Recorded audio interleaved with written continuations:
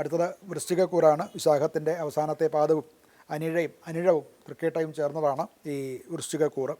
ഇവർക്ക് ഭാഗ്യസ്ഥാനത്ത്, അതായത് 9ാം ഭാവത്തിലാണ് വ്യാഴം. അവിടേക്ക് സൂര്യനും വന്നു ചേർന്നു.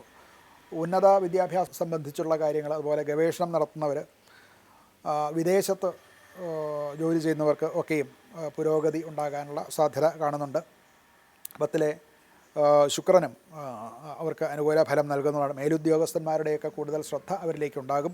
അഷ്ടമത്തിലാണ് വക്രത്തിലുള്ള ബുധൻ്റെ സ്ഥിതി. അതുകൊണ്ട് രേഖാസംബന്ധമായിട്ടുള്ള കാര്യങ്ങൾ, അതുപോലെ ഇൻഷുറൻസ്, നികുതി, ഇൻകം ടാക്സ്, ബാങ്കിങ് മുതലായിട്ടുള്ള മേഖലയിൽ, അതുപോലെ നിയമപരമായിട്ടുള്ള മറ്റു രേഖകളോ കോടതി കാര്യങ്ങളോ ഇതിലൊക്കെയും കുറച്ച് കൂടുതൽ ശ്രദ്ധ വേണം.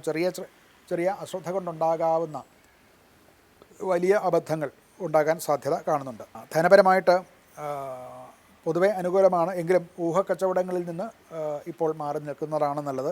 അതിൽ അമിത റിസ്ക് എടുത്ത് ചെയ്യുന്നതൊക്കെയും ചിലപ്പോൾ നഷ്ടത്തിൽ കലാശിക്കാനുള്ള ഒരു സാധ്യതയും കാണുന്നുണ്ട്. ആരോഗ്യപരമായിട്ട് മറ്റ് പ്രയാസങ്ങളൊന്നും ഇവർക്ക് വരുന്നില്ല. ദഹന സംബന്ധമായിട്ടുള്ള ചില ചെറിയ അസ്വസ്ഥതകളോ യാത്രാക്ഷീണവും ഒക്കെയാണ് ഇവർക്ക് ഉണ്ടാകാൻ സാധ്യതയുള്ളത്. കുടുംബപരമായിട്ട് ഗുരുസ്ഥാനീയരായിട്ടുള്ള അഥവാ മാതാപിതാക്കന്മാർ, കുടുംബത്തിലെ മുതിർന്ന അംഗങ്ങൾ, ഇവരുടെയൊക്കെ അനുഗ്രഹം ഇവർക്കുണ്ടാകും. ആത്മീയമായിട്ടുള്ള ചില ചടങ്ങുകളോ പൂജാതി കാര്യങ്ങളും ഒക്കെ കുടുംബത്തിൽ നടക്കാൻ സാധ്യതയുണ്ട്. അതുപോലെ കുടുംബത്തിലുള്ള അവരുമായിട്ട് ഒന്നിച്ചു ചേർന്ന്, കുടുംബാംഗങ്ങളുമായിട്ട് ചേർന്നുള്ള തീർത്ഥയാത്രകളും ഒക്കെ നടക്കാൻ സാധ്യത കാണുന്നുണ്ട്. മക്കളുടെ വിദ്യാഭ്യാസപരമായിട്ടുള്ള ചില കാര്യങ്ങളിൽ നിന്ന് ഉണ്ടാകുന്ന സന്തോഷം, അതായത് അവരുടെ ഉന്നത വിജയം മുതലായിട്ടുള്ള വാർത്തകൾ ഉണ്ടാകാനും സാധ്യത കാണുന്നുണ്ട്.